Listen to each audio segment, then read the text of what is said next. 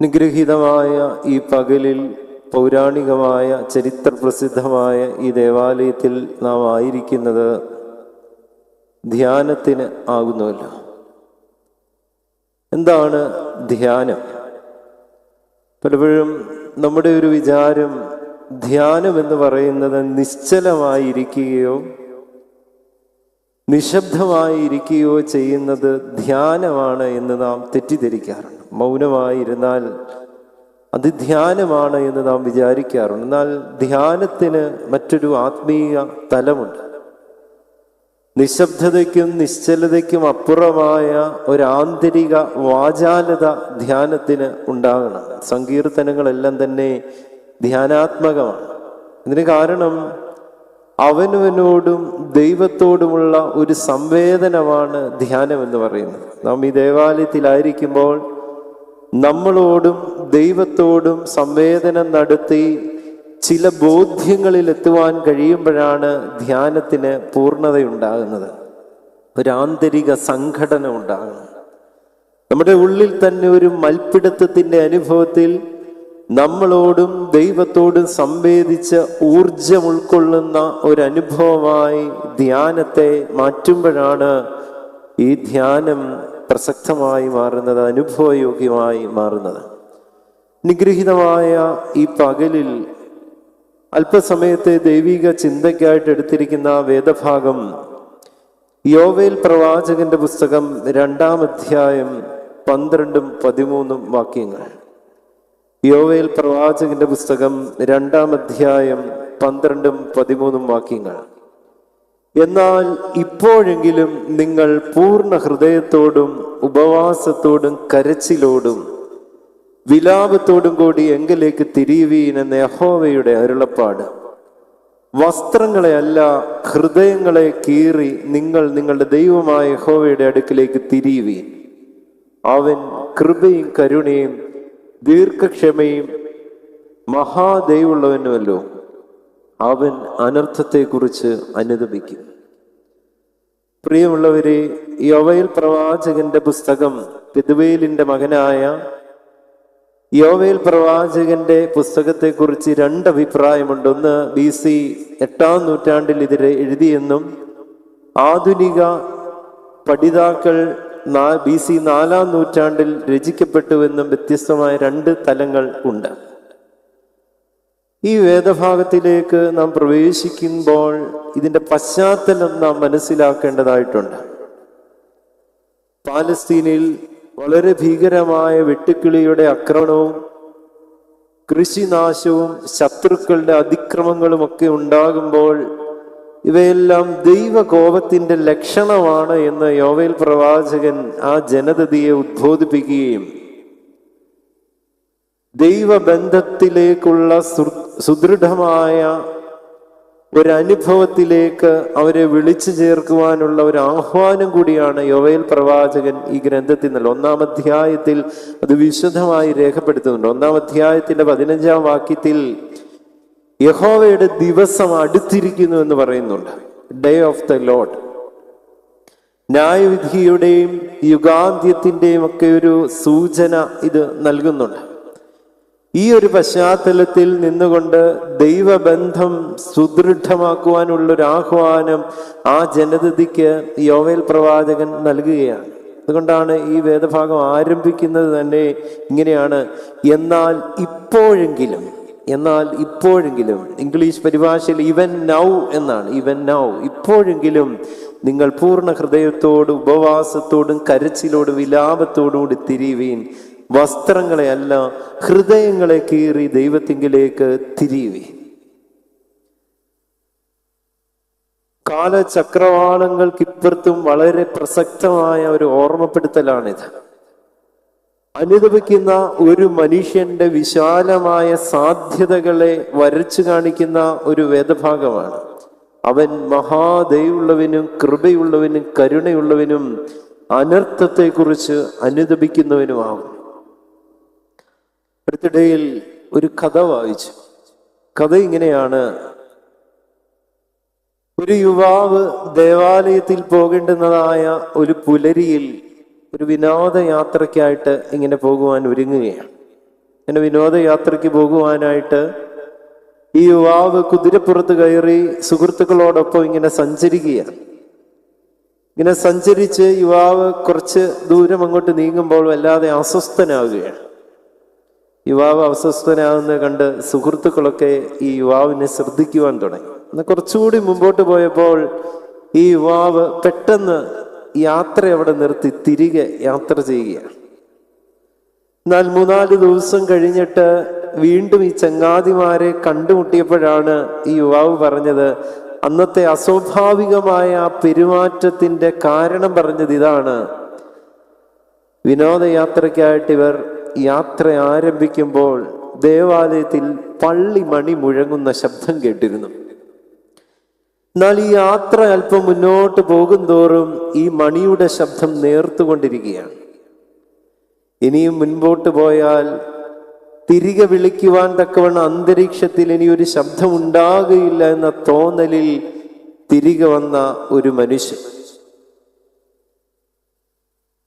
അങ്ങനെ ചങ്ങാതിമാരോട് ഈ തിരികെ വരുവാനുള്ള കാരണമൊക്കെ പറഞ്ഞ് ഈ കഥ ഇവിടെ അവസാനിക്കുകയാണ്.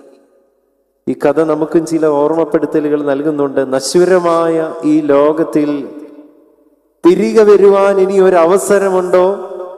തിരികെ വരുവാൻ ഇനി അന്തരീക്ഷത്തിൽ നിന്ന് ഒരു സ്വരം നമ്മെ ഓർമ്മപ്പെടുത്തുവോ എന്നുള്ള ഒരു കൃത്യമായ ബോധ്യമില്ലാത്ത അനുഭവത്തിൽ നാം ജീവിക്കുന്ന ഈ അനുഭവത്തിൽ, കാരണം മരണത്തെക്കുറിച്ച് നമുക്ക് ആർക്കും ഉറപ്പില്ല, ഇത് ഏത് സമയവും സംഭവിക്കും. തിരികെ വരുവാൻ ഇനി ഒരു അവസരമുണ്ടോ ഇല്ലയോ എന്ന് നിശ്ചയമില്ലാത്ത ഈ ജീവിത യാത്രകളിൽ ഈ ദൈവവചനം ഇന്നും പ്രസക്തമാണ്. നിങ്ങൾ തിരികെ വരുവീൻ. വസ്ത്രങ്ങളെയല്ല, ഹൃദയങ്ങളെ കീറി തിരികെ വരുവീൻ. തിരിച്ചുവരവ് പ്രതീക്ഷിക്കുന്ന ദൈവകൃപയെക്കുറിച്ച് ഇവിടെ സുന്ദരമായി വിവരിക്കുന്നുണ്ട്. ആചാര അനുഷ്ഠാനങ്ങൾക്കപ്പുറമായി, വസ്ത്രം കീറുന്ന അനുഭവങ്ങൾക്കപ്പുറമായി, ഹൃദയങ്ങൾ കീറുന്ന ഒരു അനുഭവത്തിലേക്ക് നാം രൂപാന്തരപ്പെടുവാൻ ഇടയാകണം. ആചാരങ്ങളും അനുഷ്ഠാനങ്ങളും ആത്മീയ പ്രബോധനങ്ങളും എല്ലാം ആവശ്യമാണ്. ദേവാലയ ബന്ധം എല്ലാം ആവശ്യമാണ്. എന്നാൽ അതിനെ പൂർണ്ണതപ്പെടുത്തുന്നത്, പൂർണ്ണമാക്കുന്നത് ഹൃദയം കീറുന്ന, ഹൃദയം നുറുങ്ങുന്ന, ഹൃദയത്തിനുണ്ടാകുന്ന രൂപാന്തരമാണ് അതിനെ പൂർണ്ണതയിലേക്ക് നയിക്കുന്നതെന്നുള്ളൊരു ബോധ്യം നമ്മുടെ ജീവിതത്തിൽ ഉണ്ടാകണം.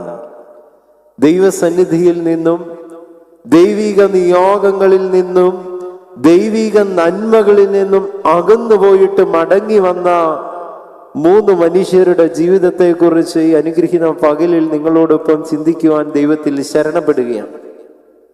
ഒന്നാമത്, മുന്നറിയിപ്പിനെ പരിഗണിച്ച് തിരികെ വന്ന ദാവീദ് രാജാവിന്റെ ജീവിതം. മുന്നറിയിപ്പിനെ പരിഗണിച്ച് തിരികെ വന്ന ദാവീദ് രാജാവിന്റെ ജീവിതം. ഇസ്രായേലിന്റെ ചരിത്രം പരിശോധിക്കുകയാണെങ്കിൽ നിർണായകമായ പങ്ക് വഹിച്ച ഒരു രാജാവാണ് ദാവീദ് രാജാവ്. അവിടെ ശമൂവേൽ പ്രവാചകന്റെ പുസ്തകങ്ങളിൽ ദാവീദിന്റെ ജീവിതത്തെ വളരെ സുന്ദരമായി വിവരിക്കുന്നുണ്ട്. അവിടെ പല ഘട്ടങ്ങളായിട്ട് ദാവീദിന്റെ ജീവിതത്തെ നമുക്ക് കാണുവാൻ കഴിയുന്നുണ്ട്. ഒന്നാമത്തെ ഒരു ഘട്ടം എന്ന് പറയുന്നത്, ഈശായിയുടെ മക്കളിൽ 8ാമനായി നിൽക്കുന്ന, കേവലം ആട്ടിടയനായ, അധികം പ്രാധാന്യമൊന്നും അർഹിക്കാത്ത ദാവീദ് എന്ന ഇടയ ബാലനെ കാണുന്നുണ്ട്. ശമൂവേൽ പ്രവാചകൻ കൊമ്പിൽ തൈലവുമായിട്ട് രാജാവിനെ അഭിഷേകം ചെയ്യുവാൻ കടന്നു വരുമ്പോൾ കാണിക്കുവാൻ കൊള്ളാവുന്ന ഒരാളായി പോലും കണക്കാക്കാത്ത, സ്വന്തം കുടുംബക്കാർ പോലും കണക്കാക്കാത്ത നിസ്സാരനായ ഒരു മനുഷ്യനായിരുന്നു ദാവീദ്. പിന്നീട് ആട്ടിടയനായ ഈ ദാവീദ് ഇസ്രായേലിന്റെ പ്രബലനായ രാജാവായിട്ട് മാറ്റപ്പെടുകയാണ്. യഹോവ രാജാവായി ദാവീദിനെ അഭിഷേകം ചെയ്യുന്ന സുന്ദരമായ ഒരു ചിത്രം. ഈ ദാവീദിന്റെ ജീവിതത്തിന്റെ ഒന്നാമത്തെ ഒരു ഘട്ടം നമ്മുടെയൊക്കെ ജീവിതത്തിൽ ചില ഓർമ്മപ്പെടുത്തലുകൾ നൽകുന്നുണ്ട്. ദൈവത്തിൽ ബലം കണ്ടെത്തിയ ഒരു മനുഷ്യൻ ഭാഗ്യകരമായ അവസ്ഥകളിലൂടെ കടന്നു പോകുന്നുണ്ട്. തൻ്റെ ജീവിത യാത്രകളിൽ ഭൗതികമായ ബലഹീനതകൾക്കപ്പുറത്ത് നിന്നുകൊണ്ട് ദൈവത്തിൽ ശരണം വെച്ച് ദൈവത്തിൽ ബലം കണ്ടെത്തിയ ഒരു ബാലനായിരുന്നു, ഒരു ഇടയനായിരുന്നു, കേവലം ആട്ടിടയനായിരുന്നു ദാവീദ്.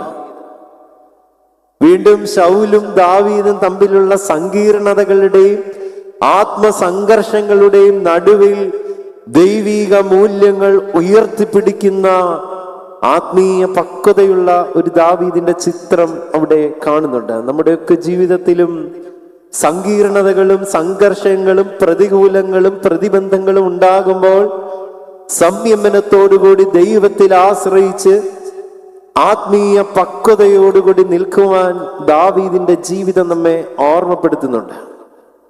ആർത്തിരമ്പുന്ന ഫെലിസ്ത്യ സൈന്യവും മല്ലനായ ഗോലിയാത്തിന്റെ മുമ്പാകെ കേവലം കവിണയും കല്ലുമായി നിന്ന ഈ ആട്ടിടയന്റെ ജീവിതം ഓർമ്മപ്പെടുത്തുന്നത് ആ ഫെലിസ്ത്യ സൈന്യത്തിന്റെ മല്ലനായ ഗോലിയാത്തിന്റെ വലുപ്പത്തിലല്ല, തന്നെ വിളിച്ചു നിയോഗിച്ച തൻ്റെ ദൈവത്തിലുള്ള വിശ്വാസമാണ് ആ മനുഷ്യനെ അത്രമേൽ വഴി നടത്തിയത് എന്ന് ഓർമ്മപ്പെടുത്തുന്നു. നമ്മുടെ ജീവിത യാത്രകളിലും പ്രതികൂലതകളുടെ സാഹചര്യത്തിൽ ആർത്തിരമ്പുന്ന ഫെലിസ്ത്യ സൈന്യങ്ങളുടെ പാളയങ്ങൾ നമ്മുടെ ചുറ്റുമുണ്ടായേക്കാം.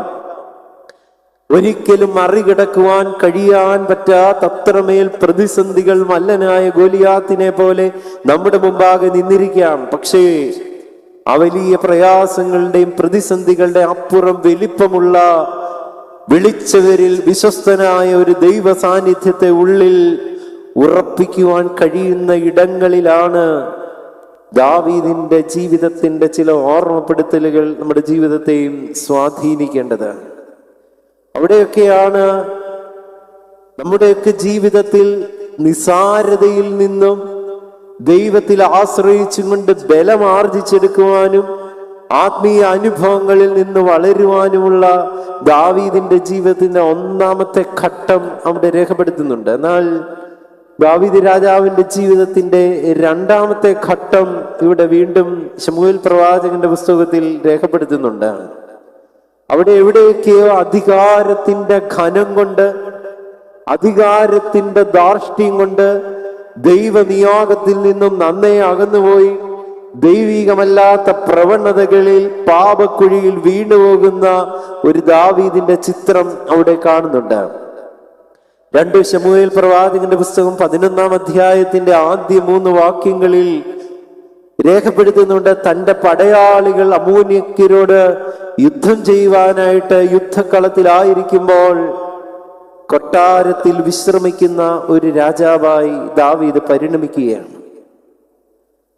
1 ശമൂവേൽ പ്രവാചകൻ 8-ാം അധ്യായത്തിന്റെ 11 മുതൽ 13 വരെയുള്ള വാക്യത്തിൽ ജനം ആഗ്രഹിച്ച ഒരു രാജാവിന്റെ ചിത്രം സുന്ദരമായി അവിടെ രേഖപ്പെടുത്തുന്നുണ്ട്. ജനം ആഗ്രഹിച്ച ഒരു രാജാവ്, തങ്ങളോടൊപ്പം മുന്നിൽ നിന്ന് യുദ്ധം നയിക്കുന്ന, തങ്ങൾക്ക് മുമ്പിൽ നിന്നുകൊണ്ട് ദൈവീകമായ അനുഭവത്തിൽ നിന്നുകൊണ്ട് ഒരു ജനതയെ നയിക്കുന്ന ഒരു രാജാവിനെയാണ് അവർ ആഗ്രഹിച്ചത്. ദാവീദിന്റെ പിൽക്കാലത്തുള്ള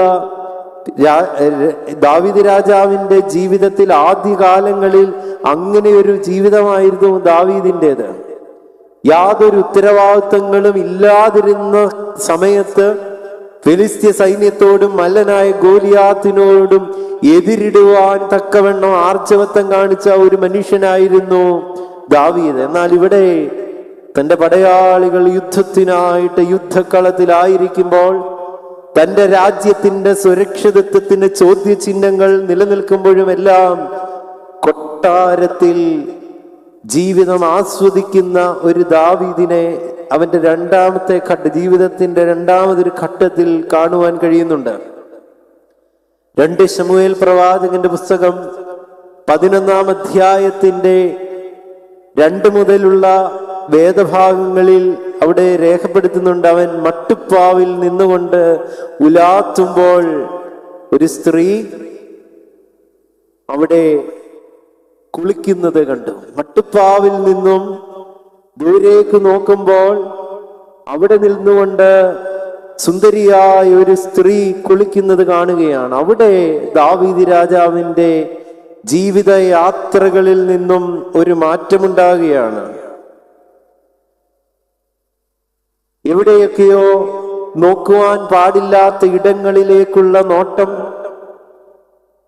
താൻ ആയിരിക്കേണ്ടുന്ന ഇടങ്ങളിൽ നിന്നും എവിടെയൊക്കെയോ ജീവിതം വല്ലാതെ വ്യതിചലിച്ചുകൊണ്ട് ജീവിത നിയോഗം പാടെ മറന്ന് ദൈവികമായ അനുഭവങ്ങളെയൊക്കെ മറക്കുന്ന ഒരു ദാവീദ്. സുന്ദരിയായ ഒരു സ്ത്രീയെ കണ്ടുവിടനെ തൻ്റെ ആളുകളെ വിട്ട് അന്വേഷിക്കുകയാണ് അത് ആരാണ് എന്ന്. ആളുകളെ അയച്ച് അത് അന്വേഷിച്ചപ്പോൾ അവർ വന്നിട്ട് പറഞ്ഞു, അത് ഊരിയാവിന്റെ യോദ്ധാവായ ഊരിയാവിന്റെ ഭാര്യയായ ബത്ശേബയാണ് എന്ന് പറഞ്ഞു. വീണ്ടും ആളെ അയക്കുകയാണ്. സുന്ദരിയായ ബത്ശേബയെ കൊട്ടാരത്തിലേക്ക് വിളിച്ചു വരുത്തുകയും അവളോടൊപ്പം വിഹിതമല്ലാത്ത രീതിയിൽ തൻ്റെ ജീവിതം തുടരുകയും ചെയ്യുകയാണ്. ഇവിടെ ദാവീദ് സ്വാർത്ഥനായി മാറുകയാണ്. യുദ്ധത്ത് കളത്തിൽ തൻ്റെ പടയാളികൾ ആയിരിക്കുമ്പോഴും തൻ്റെ ജീവിതത്തിന്റെ സുഖസൗകര്യങ്ങൾക്കും ആസ്വാദനത്തിനും വേണ്ടി, സ്വാർത്ഥതയ്ക്ക് വേണ്ടി ജീവിതത്തെ മാറ്റപ്പെടുത്തുന്ന ദൈവിക നിയോഗങ്ങളിൽ നിന്നും അകന്നു പോകുന്ന ദാവീദ്. നമ്മുടെയൊക്കെ ജീവിതത്തിലും ഇങ്ങനെയുള്ള അപജയങ്ങൾ സംഭവിക്കാറുണ്ട്.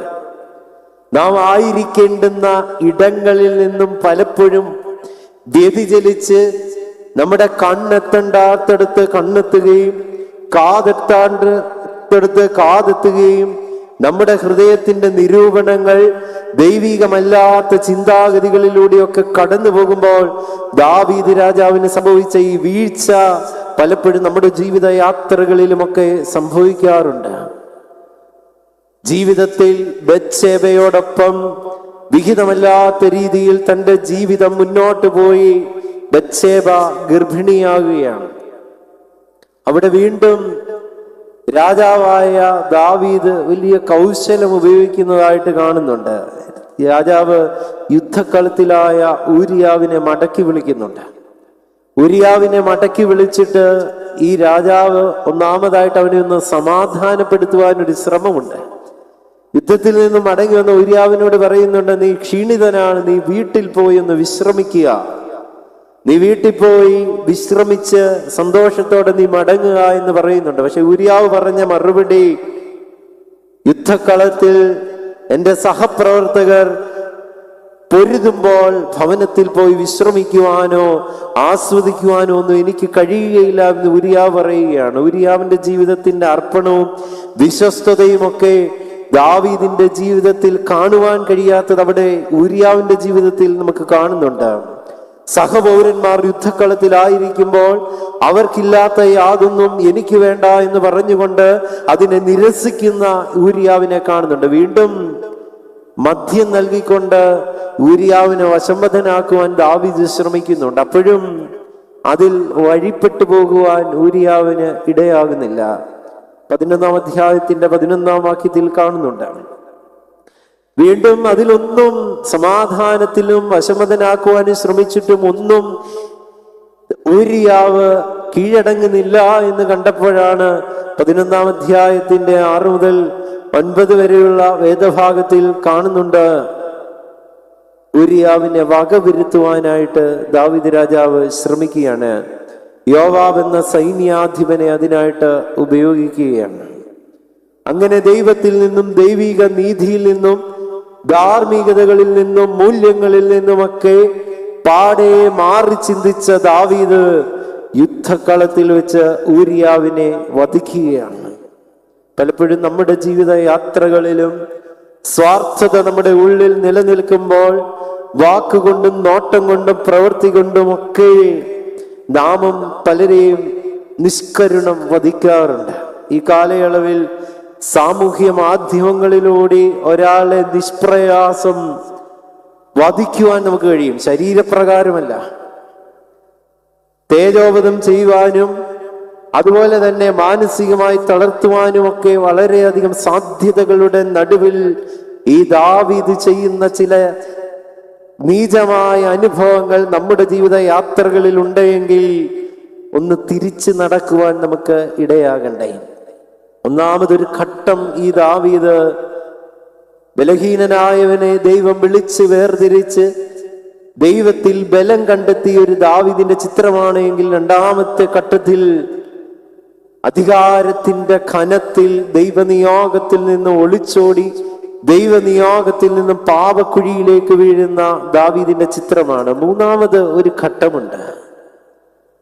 അത് 2 ശമൂവേൽ പ്രവാചകന്റെ പുസ്തകം 11-ാം അധ്യായത്തിന്റെ അവസാന വാക്യം 27-ാം വാക്യത്തിൽ രേഖപ്പെടുത്തുന്നുണ്ട്. ദാവീദ് ചെയ്തത് യഹോവയ്ക്ക് അനിഷ്ടമായി. ദാവീദ് ചെയ്തത് യഹോവയ്ക്ക് അനിഷ്ടമായി. ഈ ലോകത്തിൻ്റെതായ അധികാരവും ഈ ലോകത്തിൻ്റെതായ എല്ലാ പദവിയും ബലവും എല്ലാമുള്ള മനുഷ്യനായിരുന്നു ദാവീദ്. ഈ ലോകപ്രകാരം ചിന്തിക്കുമ്പോൾ നമുക്കും ധനവും അധികാരവും ഈ ലോകത്തിൽ ബലം കണ്ടെത്തുവാൻ കഴിയുന്ന പലതും കാണും. പക്ഷേ ദൈവസന്നിധി ഈ ലോകത്തിന്റെ ചുറ്റുവട്ടങ്ങളിൽ മറയ്ക്കുവാൻ നമുക്ക് കഴിയും. പക്ഷേ ദൈവത്തിന്റെ കണ്ണിൽ നിന്നും ഒന്നും മറയ്ക്കുവാൻ കഴിയുകയില്ല എന്നൊരു ബോധ്യം ഈ വേദഭാഗം നമുക്ക് നൽകുന്നുണ്ട്. ദാവീദ് ചെയ്തത് യഹോവയ്ക്ക് അനിഷ്ടമായി. അവിടെ ദൈവമായ കർത്താവ് നാഥാൻ പ്രവാചകനെ ദാവീദിന്റെ അടുക്കലേക്ക് അയക്കുകയാണ്. നാഥാൻ പ്രവാചകൻ ദാവീദ് 12-ാം അധ്യായത്തിൽ നാം കാണുന്നുണ്ട്. നാഥാൻ പ്രവാചകൻ ദാവീദിന്റെ അടുക്കൽ വന്നൊരു ഉപമാനം പറയുന്നുണ്ട്. 2 മനുഷ്യരെ കുറിച്ചാണ് പറയുന്നത്. ധനവാനായ ഒരു മനുഷ്യനും ദരിദ്രനായ ഒരു മനുഷ്യനും. ധനവാനും ദരിദ്രനുമായ 2 മനുഷ്യരൊരു പട്ടണത്തിൽ ഉണ്ടായിരുന്നു. ധനവാനായ മനുഷ്യന് ഒത്തിരി ആടുകൾ ഉണ്ടായിരുന്നു. ദരിദ്രനായ മനുഷ്യനോ ഒരാട്. ആ ആടിനൊരു പ്രത്യേകതയുണ്ട്. അവൻ വിലയ്ക്ക് വാങ്ങിയ ഒരാട് ഈ ദരിദ്രനായ മനുഷ്യനുണ്ടായിരുന്നു. എന്നാൽ കുറച്ചു കഴിഞ്ഞപ്പോൾ ധനവാനായ മനുഷ്യന്റെ വീട്ടിൽ ഒരു വഴിയാത്രക്കാരൻ വന്നു. വഴിയാത്രക്കാരന് വേണ്ടി ധനവാനായ മനുഷ്യൻ എന്ത് ചെയ്തെന്നറിയാമോ? ദരിദ്രന്റെ വീട്ടിലെ ഒരാടിനെ പാകം ചെയ്ത് കൊടുത്തു എന്നാണ് അവിടെ രേഖപ്പെടുത്തി. ഇത് കേട്ട ഉടനെ ദാവീദ് വളരെ ദേഷ്യത്തോടു കൂടി പറഞ്ഞു, ആ മനുഷ്യൻ മരണയോഗ്യൻ. ആ മനുഷ്യൻ മരണയോഗ്യൻ. അവൻ 1-ന് 4 വീതം തിരികെ കൊടുക്കുവാൻ ഇടയാവണമെന്ന് ഉറക്കെ പറയുകയാണ്. ഉടനെ നാഥാൻ പ്രവാചകൻ അതിന് മറുപടി പറയുന്നത്, ആ മനുഷ്യൻ നീ തന്നെ, ആ മനുഷ്യൻ നീ തന്നെ. ദരിദ്രനായ മനുഷ്യന്റെ അവൻ വിലയ്ക്ക് വാങ്ങിയ ആ ആടിനെ പാകം ചെയ്തു എന്ന് പറഞ്ഞപ്പോൾ അവൻ മരണയോഗ്യനെന്നും അവൻ 1-ന് 4 ഇരട്ടി തിരികെ കൊടുക്കണമെന്നും പറഞ്ഞ ദാവീദിന്റെ മുഖത്ത് നോക്കി നാഥാൻ പ്രവാചകൻ ദൈവശബ്ദമായി പറയുകയാണ്, ആ മനുഷ്യൻ നീ തന്നെ, ആ മനുഷ്യൻ നീ തന്നെ. വീണ്ടും നാഥാൻ പ്രവാചകൻ ദാവീദിന്റെ തെറ്റ് ബോധ്യപ്പെടുത്തി കഴിയുമ്പോൾ ദാവീദ് വീണ്ടും നൽകുന്ന മറുപടി വളരെ സുന്ദരമാണ്. 12-ാം അധ്യായത്തിന്റെ 13-ാം വാക്യത്തിൽ നാഥാൻ പ്രവാചകന്റെ മുന്നറിയിപ്പിന് കൃത്യമായൊരു മറുപടി ദാവീദ് നൽകുന്നുണ്ട്. അതിങ്ങനെയാണ്, ഞാൻ യഹോവയോട് പാപം ചെയ്തു. ഞാൻ യഹോവയോട് പാപം ചെയ്തു. I have sinned. ഞാൻ പാപം ചെയ്തു എന്ന ബോധ്യം അവന്റെ ഉള്ളിൽ ഉണ്ടാകുകയാണ്. ഇവിടെയാണ് മുന്നറിയിപ്പിനെ പരിഗണിച്ച് തിരികെ നടക്കുന്ന ഒരു ദാവീദിന്റെ ചിത്രം നമുക്ക് കാണുവാൻ കഴിയുന്നത്. ഉള്ളിലെ ബോധ്യങ്ങളാണ് പാപത്തെക്കുറിച്ചും വീഴ്ചയെക്കുറിച്ചുമുള്ള ബോധ്യവും അനുതാപവുമാണ് ഒരു മനുഷ്യനെ തിരികെ നടത്തുവാൻ ഇടയാക്കുന്നത്. അങ്ങനെ അനുതപിച്ച ഈ മനുഷ്യൻ, ഞാൻ യഹോവയുടെ സന്നിധിയിൽ പാപം ചെയ്തു എന്ന് ഉറക്കെ പറഞ്ഞ ഈ ദാവീദാണ് പിന്നീട് അനുതാപത്തിന്റെ സങ്കീർത്തനമായ എത്രാം സങ്കീർത്തനമാണ്? 51-ാം സങ്കീർത്തനം എഴുതിയ, ദൈവമേ നിന്റെ കൃപയും പ്രകാരം എന്നോട് കരുണ ചെയ്യണമേ, നിന്റെ കരുണയുടെ ബഹുത്വത്തിൻ പ്രകാരം എന്റെ പാപങ്ങൾ മായ്ച്ചു കളയണമേ. ഞാൻ നിനക്ക് വിരോധമായി തന്നെ പാപം ചെയ്തു. ഞാൻ യഹോവയ്ക്കെതിരെയാണ് പാപം ചെയ്തത്. ഞാൻ യഹോവയോട് പാപം ചെയ്തു എന്ന ഒരു ബോധ്യത്തിലേക്ക് മുന്നറിയിപ്പ്, നാഥാൻ പ്രവാചകന്റെ ഒരു മുന്നറിയിപ്പ് ദാവീദിനെ കൊണ്ട് എത്തിക്കുകയാണ്. 51-ാം സങ്കീർത്തനത്തിന്റെ 10 മുതൽ 12 വരെയുള്ള വാക്യങ്ങളിൽ ദാവീദ് 3 കാര്യങ്ങൾ ദൈവത്തോട് ആവശ്യപ്പെടുന്നുണ്ട്. എന്തുവാണെന്നറിയാമോ? ദൈവമേ, നിർമ്മലമായ ഒരു ഹൃദയം എനിക്ക് നൽകണേ. നിർമ്മലമായ ഒരു ഹൃദയം നൽകണം, ഒരു ക്ലീൻ ഹാർട്ട്. നൈർമല്യമുള്ള ഹൃദയം. നൈർമല്യമുള്ള ഒരു ഹൃദയം ലഭിക്കണമെങ്കിൽ യോവേൽ പ്രവാചകൻ ഓർമ്മപ്പെടുത്തിയതുപോലെ നിങ്ങളുടെ വസ്ത്രങ്ങളെ അല്ല, പിന്നെ നിങ്ങളുടെ ഹൃദയങ്ങളെയാണ് കീറേണ്ടത്. ഹൃദയം കീറുന്ന അനുഭവത്തിൽ പാപങ്ങളെ കുറിച്ചുള്ള ബോധ്യമുണ്ടാകുന്ന ഇടത്തിലാണ് ഒരു മനുഷ്യന് ഒരു കോൺഫിഡൻസോടുകൂടി ദൈവത്തോട് ചോദിക്കാൻ പറ്റുന്നത്, ദൈവമേ, നിർമ്മലമായൊരു ഹൃദയം എനിക്ക് നൽകണമേ. വീണ്ടും പറയുന്നുണ്ട്, സ്ഥിരതയുള്ള ഒരു ആത്മാവിനെ എന്നിൽ പുതുതാക്കണം. സ്ഥിരതയുള്ള ആത്മ, സ്റ്റെഡ്ഫാസ്റ്റ് സ്പിരിറ്റ്, സ്ഥിരതയുള്ള ഒരു ആത്മാവിനെ എൻ്റെ ഉള്ളിൽ പുതുതാക്കണം. വീണ്ടും പറയുന്നുണ്ട്, നിന്റെ രക്ഷയുടെ സന്തോഷം എനിക്ക് നൽകണമേ. രക്ഷയുടെ സന്തോഷം, ജോയ് ഓഫ് സാൽവേഷൻ. 12-ാം വാക്യത്തിൽ പറയുന്നുണ്ട്, ആ രക്ഷയുടെ സന്തോഷം എനിക്ക് നൽകണം. നിർമ്മലമായൊരു ഹൃദയം നൽകണമേ, സ്ഥിരതയുള്ള ഒരു ആത്മാവിനെ നൽകണമേ, രക്ഷയുടെ സന്തോഷം നൽകണമേ. ഇവയെല്ലാം ലഭിക്കുന്നത് പാപബോധത്തിൽ നിന്നുമാണ്. അവനവനെ കുറിച്ചുള്ള ബോധ്യത്തിൽ നിന്നും, താനായിരിക്കുന്ന ഇടപെടലുകളിൽ നിന്നും, തന്റെ ജീവിത യാത്രകളിൽ വാക്കുകൾ കൊണ്ടും പ്രവൃത്തികൾ കൊണ്ടും ജീവിതത്തിന്റെ സമസ്തമായ സാഹചര്യങ്ങളിൽ എവിടെയെങ്കിലും പാപ വീഴ്ചകൾ ഉണ്ടായിട്ടുണ്ടെങ്കിൽ അനുതപിക്കുന്ന ഒരു ഹൃദയത്തോട് ദൈവത്തോട് കണ്ണുനീരോടുകൂടി പ്രാർത്ഥിക്കുവാൻ കഴിയണം. ദൈവമേ, നിർമ്മലമായ ഒരു ഹൃദയം എനിക്ക് നൽകണമേ, സ്ഥിരതയുള്ള ഒരു ആത്മാവിനെ എന്നിൽ പുതുക്കണമേ, നിന്റെ രക്ഷയുടെ സന്തോഷം എനിക്ക് നൽകണമേ. ഓരോ കൗദാശിക അനുഭവങ്ങളിലും ഓരോ ആരാധനയ്ക്ക് മുമ്പായിട്ടും പൗരസ്ത്യ പാരമ്പര്യത്തിൽ ക്രമപ്പെടുത്തിയിരിക്കുന്ന ഒരു സങ്കീർത്തനമാണ് ഏത്? 51-ാം സങ്കീർത്തനം. ഏത് കൂദാശ എടുത്തു നോക്കിയാലും, ഒരു വിവാഹ കൂദാശ ആരംഭിക്കുമ്പോൾ പോലും 51-ാം സങ്കീർത്തനം തുടങ്ങിക്കൊണ്ടാണ് ഏത് കൂദാശ അനുഷ്ഠാനങ്ങൾ അനുഭവിക്കുന്നതിനും അർപ്പിക്കുന്നതിനും നമസ്കാരങ്ങൾക്ക് മുമ്പും എല്ലാം നാം ചൊല്ലുന്ന ഒരു പ്രാർത്ഥനയാണ്, ദൈവമേ, നിന്റെ കൃപയും പ്രകാരം എന്നോട് കരുണ ചെയ്യണമേ. അനുതപിച്ച ഒരു മനുഷ്യന്റെ മുന്നറിയിപ്പിനെ പരിഗണിച്ചുകൊണ്ട് ദൈവസന്നിധിയിൽ താൻ പാപം ചെയ്തു എന്നുള്ളൊരു ബോധ്യം തിരികെ നടത്തുവാൻ ഇവിടെ ദാവീദിന് ബലം നൽകുകയാണ്. ഒന്നുമില്ലായ്മയിൽ നിന്നും ദൈവത്താൽ തിരഞ്ഞെടുക്കപ്പെട്ടു. പിന്നീട് ജീവിതത്തിന്റെ പ്രബലമായ ചില സാഹചര്യങ്ങളിൽ ദൈവത്തിൽ നിന്നും അകന്നു.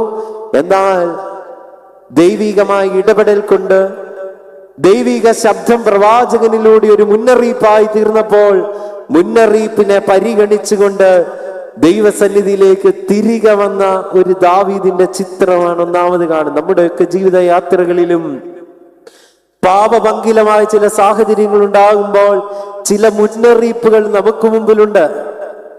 ആരാധനയും കൗദാശ അനുഷ്ഠാനങ്ങളും ദൈവബന്ധവും ദൈവാലയ ബന്ധവും ആത്മീക പ്രബോധന ശുശ്രൂഷയും തിരുവചനവും ഒക്കെ നമ്മുടെ മുമ്പിൽ ഒരു മുന്നറിയിപ്പാണ്. തിരികെ എത്തുവാൻ കഴിയാത്ത വിധം ആരും ദൂരെ പോയിട്ടില്ല എന്നും, കണ്ടെത്തുവാൻ കഴിയാത്ത വിധം ഒന്നും തന്നെ നഷ്ടപ്പെട്ടിട്ടില്ല എന്നുള്ളൊരു പ്രത്യാശ നൽകുന്ന തിരുവചനത്തിന്റെ മുന്നറിയിപ്പുകളെ പരിഗണിച്ചുകൊണ്ട് ദാവീദിനെ പോലെ ഞാൻ ദൈവസന്നിധിയിൽ പാപം ചെയ്തു എന്ന് പറഞ്ഞുകൊണ്ട്, ഏറ്റുപറഞ്ഞുകൊണ്ട് ദൈവസന്നിധിയിലേക്ക് തിരികെ വരുവാൻ കഴിയണം. എമാവുസിലേക്ക് പോയ ശിഷ്യന്മാർ തിരുവചനം വ്യാഖ്യാനിച്ചു കേട്ടപ്പോൾ അവരുടെ ഹൃദയമുള്ളിൽ കത്തുന്ന അനുഭവം ഉണ്ടായി. വീണ്ടും അങ്ങോട്ട് പോകുമ്പോൾ അപ്പം നുറുക്കി നൽകിയപ്പോൾ എന്ത് സംഭവിച്ചെന്ന് അവരുടെ കണ്ണുകൾ തുറന്നു.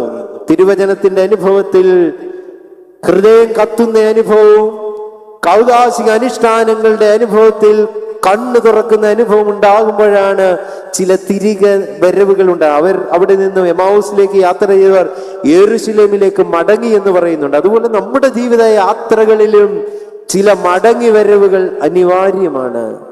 ജീവിത യാത്രകളിൽ, ആത്മീയ അനുഭവങ്ങളിൽ ലഭിക്കുന്ന മുന്നറിയിപ്പുകളെ പരിഗണിച്ചുകൊണ്ട് ഇനിയും അങ്ങനെ ഒരു അവസരം എനിക്കുണ്ടാകുമോ എന്നുള്ള ഈ നശ്വര ലോകത്തെ കുറിച്ചുള്ള ബോധ്യത്തിൽ ദാവീദിനെ പോലെ തിരികെ നടക്കുവാൻ നമുക്ക് കഴിയണം. രണ്ടാമത്, യേശുവിനെ കാണുവാൻ ആഗ്രഹിച്ച സക്കായിയുടെ തിരിച്ചുവരവാണ്. യേശുവിനെ കാണുവാൻ ആഗ്രഹിച്ച സക്കായിയുടെ തിരിച്ചുവരവ്. വിശുദ്ധ ലൂക്കോസിന്റെ സുവിശേഷം 19-ാം അധ്യായം 1 മുതൽ 10 വരെയുള്ള വാക്യത്തിൽ സക്കായിയുടെ ജീവിതത്തെ കുറിച്ച് പറയുന്നുണ്ട്. സക്കായി ആരായിരുന്നു? ആ സക്കായി ചുങ്കക്കാരൻ, വെറും ചുങ്കക്കാരനായിരുന്നു.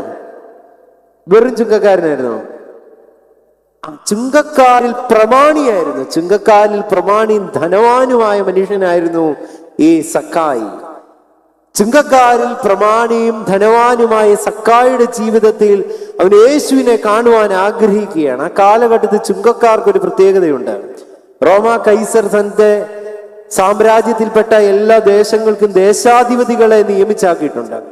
ഈ ദേശാധിപതികൾ ചുങ്കം പിരിക്കുവാനായിട്ട് ചുങ്കക്കാരെ, ടാക്സ് കളക്ടേഴ്സിനെ നിയമിച്ചിട്ടുണ്ട്. അതിനെല്ലാം ലീഡേഴ്സായിട്ട് ഓരോരുത്തരുണ്ട്. അങ്ങനെ ഒരു മനുഷ്യനായിരുന്നു ഈ സക്കായി എന്ന് പറയുന്ന മനുഷ്യൻ. അവൻ ധനവാനാണെന്നാണ് അവർ പറയുന്നത്. ഈ ചുങ്കക്കാരെ ഒന്നും യഹൂദന്മാർക്ക് അത്ര ഇഷ്ടമല്ലായിരുന്നു. അവരാൽ വെറുക്കപ്പെട്ടവരാണ്. അതിനൊരു കാരണമുണ്ട്. ദേശാധിപതിയാൽ ചുങ്കം പിരിക്കുവാൻ നിയോഗിക്കപ്പെട്ടവർ പിരിക്കേണ്ടതിലും അധികമായി പിരിച്ച് തങ്ങൾ സമ്പന്നരാകുകയും ജീവിതത്തിൽ വളരെ സന്തോഷം അനുഭവിക്കുകയും ധനാഢ്യരാകുകയും ചെയ്യുന്ന ഒരു വിഭാഗമായിരുന്നു. അതുകൊണ്ട് തന്നെ യഹൂദന്മാർ ധനവാന്മാരാണ് എങ്കിൽ പോലും ഈ ചുങ്കക്കാരെയും പാപികളെയും ഒന്നും അത്രയധികം സ്നേഹിക്കുകയോ അവരെ വളരെയധികം അകറ്റി നിർത്തുകയും ചെയ്യുന്ന ഒരു ജീവിതം അനുഭവമായിരുന്നു ഈ സക്കായിയുടെയും ചുങ്കക്കാരുടെയും പാപികളുടെയും ഒക്കെ. അങ്ങനെയുള്ള ഒരു സാഹചര്യത്തിൽ ഒറ്റപ്പെട്ടും തള്ളപ്പെട്ടും അകന്നു നിൽക്കുകയും ചെയ്യുന്ന ഒരു സാഹചര്യത്തിൽ സക്കായിയുടെ ഉള്ളിൽ എന്തെല്ലാം സംഘർഷങ്ങൾ ഉണ്ട് എന്ന് നമുക്കറിഞ്ഞുകൂടാ. ഒരുപക്ഷെ ആ സംഘർഷങ്ങളുടെയും സങ്കീർണതകളുടെ നടുവിൽ നിന്നുകൊണ്ടായിരിക്കാം ഈ സക്കായി യേശുവിനെ കാണുവാൻ ആഗ്രഹിക്കുകയാണ്. യേശുവിനെ അവൻ ഇതിനു മുമ്പ് കണ്ടിട്ടില്ല. പക്ഷേ അനേക രോഗികളെ സൗഖ്യമാക്കി യേശുവിനെ കുറിച്ച് അവൻ കേട്ടിട്ടുണ്ടാകാം. അതുമല്ല എങ്കിൽ ചുങ്കസ്ഥലത്തിരുന്ന മത്തായി എന്ന് പറയുന്ന ഒരു മനുഷ്യനെ വിളിച്ച് തന്റെ ശിഷ്യനാക്കിയതിനെ കുറിച്ച് കേട്ടിട്ടുണ്ടാകാം. ഇങ്ങനെയുള്ള കേട്ടറിവിനാലാകാം സക്കായി യേശുവിനെ കാണുവാൻ ആഗ്രഹിച്ചു. പക്ഷേ സക്കായിക്ക് 19-ാം അധ്യായത്തിന്റെ 3-ാം വാക്യത്തിൽ പറയുന്നുണ്ട്, ആഗ്രഹിച്ചുവെങ്കിലും അവിടെ ചില പരിമിതികൾ സക്കായിക്കുണ്ട്. എന്തൊക്കെയാ പരിമിതികള്? ഒന്ന്, സക്കായി പൊക്കം കുറഞ്ഞ ഒരു മനുഷ്യനായിരുന്നു. രണ്ടാമത്തെ പരിമിതി എന്ന് പറഞ്ഞു കഴിഞ്ഞാൽ എന്തുവാ? ആ പുരുഷാരത്തിന്റെ ബാഹുല്യ നിമിത്തം അവന് യേശുവിനെ കാണുവാൻ കഴിയാതെ പോവുകയാണ്. പക്ഷേ നമ്മുടെയൊക്കെ ആത്മീക ജീവിതത്തിലും യേശുവിനെ കാണുവാൻ ആഗ്രഹിക്കുന്നുണ്ട് എങ്കിലും ചില പരിമിതികൾ നമുക്കുള്ളിലുമുണ്ട്. ചില പൊക്കക്കുറവിന്റെ അനുഭവങ്ങളുണ്ട്. ദൈവത്തെ കാണുവാൻ കഴിയാത്ത ആത്മീയ പൊക്കക്കുറവിന്റെ ചില അനുഭവങ്ങൾ നമ്മുടെ ജീവിതത്തിൽ ഉണ്ടാവും. ശബ്ദമുഖരിതമായ പുരുഷാരത്തിന്റെ ബാഹുല്യങ്ങളുടെയും ശബ്ദകോലാഹലങ്ങളുടെയും അനുഷ്ഠാനങ്ങളുടെ ആഘോഷങ്ങളുടെയും ബഹളങ്ങൾക്കിടയിൽ ചിലപ്പോഴൊക്കെ യേശുവിനെ കാണുവാൻ അതൊക്കെ ഒരു പരിമിതിയായിട്ട് ചിലപ്പോൾ മാറ്റപ്പെടാറുണ്ട്. ഇവിടെ സക്കായി തോറ്റുകൊടുത്തില്ല. 4-ാം വാക്യത്തിൽ കാണുന്നത്, സക്കായി നേരെ ഓടി ഒരു കാട്ടത്തിയുടെ മുകളിൽ കയറി ആത്മീയതയുടെ ഒരു ഉന്നത ഭാവത്തിലേക്ക്, ഉന്നത തലത്തിലേക്ക് ഉയർന്ന് യേശുവിനെ കാണുവാനായിട്ട് ശ്രമിക്കുകയാണ്. ഭൂമിയുടെ ആകർഷണങ്ങളിൽ നിന്നും മാറി ആത്മീയ ഉന്നതിയിലേക്കുള്ളൊരു യാത്രയുണ്ട് എങ്കിൽ മാത്രമേ യേശുവിനെ യഥാവിധം കാണുവാൻ നമുക്ക് കഴിയത്തുള്ളൂ. കാട്ടത്തിയിൽ കയറി യേശു അറിയാതെ എങ്ങനെയും യേശുവിനെ കാണാനാണ് ആരാഗ്രഹിച്ചത്? അല്ല, സക്കായി വിചാരിച്ചോ യേശു എന്നെ കാണണമെന്നൊന്നും സക്കായി ആഗ്രഹിച്ചില്ല. സക്കായിക്ക് ഒരാഗ്രഹമുള്ളായിരുന്നു, യേശുവിനെ ഒന്ന് കാണണമെന്ന്. യേശു നടന്നു പോയപ്പോൾ കാട്ടത്തിയുടെ മുകളിൽ നിന്ന് ആരും കാണാതെ യേശുവിനെ കാണുവാൻ ഇരുന്ന സക്കായി. പക്ഷെ അവിടെ എന്താണ് സംഭവിച്ചത്? യേശു ആ മരത്തിന്റെ ചുവട്ടിൽ വന്ന് നിന്നു, അവനെ കണ്ടു, വിളിച്ചു.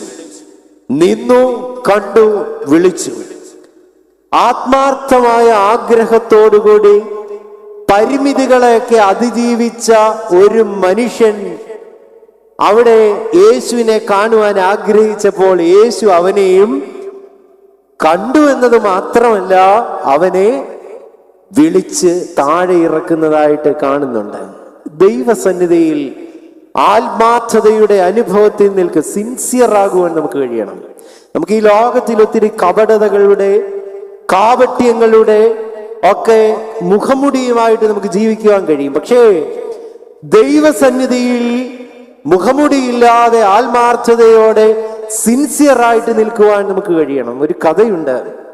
ഒരിക്കലും ഒരു കൊച്ചു കുഞ്ഞ് അമ്മയോട് വഴക്കുണ്ടാക്കി കരയുകയാണ്. അമ്മ, എനിക്ക് രാജാവിനെ കാണണമെന്ന് പറഞ്ഞു.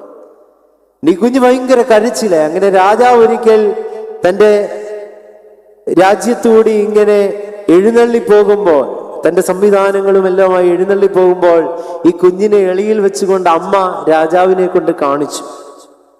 രാജാവ് പോയി കഴിഞ്ഞപ്പോൾ പിന്നെയും ഈ കുഞ്ഞിങ്ങനെ കരയാൻ തുടങ്ങി. രാജാവ് കരയാൻ തുടങ്ങി. കുഞ്ഞ് കരയാൻ തുടങ്ങിയപ്പോൾ അമ്മ കുഞ്ഞിനോട് ചോദിച്ചു, കുഞ്ഞെ, നീ രാജാവിനെ കണ്ടില്ലേ? ഇനിയും പിന്നെ എന്തിനാ നീ കരയുന്നതെന്ന് ചോദിച്ചു. കുഞ്ഞ് പറഞ്ഞു, അമ്മേ, ഞാൻ രാജാവിനെ കണ്ടു, പക്ഷെ രാജാവ് എന്നെ കണ്ടില്ല. ഞാൻ രാജാവിനെ കണ്ടു, പക്ഷെ രാജാവ് എന്നെ കണ്ടില്ല. ഇവിടെ യേശുവിനെ കാണുവാൻ ആഗ്രഹിച്ച ഒരു സക്കായി യേശു തന്നെ കാണണമെന്നൊന്നും ആഗ്രഹിച്ചില്ല. പക്ഷെ യേശു അവനെ കണ്ടു വിളിച്ചു. നമ്മുടെ ജീവിത യാത്രയിലും നാം യേശുവിനെ നോക്കുവാൻ ശ്രമിക്കുമ്പോൾ, യേശുവിനെ കാണുവാൻ ആഗ്രഹിക്കുമ്പോൾ, അവൻ നമ്മെ കാണണമെങ്കിൽ, അവൻ നമ്മെ അറിയണമെങ്കിൽ, അവൻ നമ്മെ വിളിക്കണമെങ്കിൽ ആത്മാർത്ഥതയുടെ അനുഭവം ഉണ്ടാകണം. ആത്മീയമായ ജീവിതാനുഭവങ്ങൾ, കാപട്യങ്ങളില്ലാതെ ദൈവസന്നിധിയിൽ നമ്മെ തന്നെ തുറന്നു കാണിക്കുന്ന ഒരു ജീവിതാനുഭവം നമ്മുടെ ജീവിതത്തിൽ ഉണ്ടാകണം. ഇവിടെ 19-ാം അധ്യായത്തിന്റെ 8-ാം വാക്യത്തിൽ സക്കായി പറയുന്നുണ്ട്, ഞാൻ അന്യായമായി എന്തെങ്കിലും വാങ്ങിച്ചിട്ടുണ്ടെങ്കിൽ ഒന്നിന് 4 മടങ്ങ് തിരികെ നൽകാമെന്ന്. അന്യായമായി വാങ്ങിച്ചിട്ടുണ്ടെങ്കിൽ 4 മടങ്ങ് തിരികെ നൽകാമെന്ന് ഇവിടെ സക്കായി പറയുകയാണ്. നാഥാൻ പ്രവാചകൻ ആടിന്റെ കാര്യം പറഞ്ഞപ്പോൾ ദാവീദ് എന്തോ പറഞ്ഞത്? ആ മനുഷ്യൻ മരണയോഗ്യൻ, അവൻ 4 ഇരട്ടി തിരികെ നൽകണമെന്ന് പറഞ്ഞു. ഇവിടെ സക്കായി പറയുകയാണ്, ഞാൻ 4 ഇരട്ടി തിരികെ നൽകാമെന്ന് പറയുകയാണ്. അവിടെ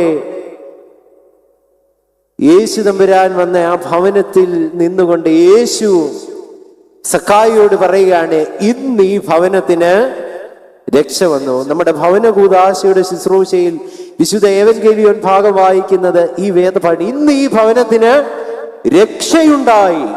തൻ്റെ ജീവിത യാത്രകളിലെ കുറവുകളെ തിരിച്ചറിയുക എന്നത് മാത്രമല്ല, അതിൽ ചില തിരുത്തലുകൾ വരുത്തുവാൻ ശ്രമിക്കുമ്പോൾ യേശു പറയുകയാണ്, ഈ ഭവനത്തിന് ഇന്ന് രക്ഷയുണ്ട്. പെശീത്ത വേദഭാഗത്ത്, സുറിയാനി വേദഭാഗത്തിൽ ഈ രക്ഷ എന്നതിന് ഉപയോഗിച്ചിരിക്കുന്ന വാക്ക് ഹായ എന്ന വാക്കാണ്. ഹായ എന്ന വാക്കിന്റെ അർത്ഥം ജീവൻ എന്നതാണ്.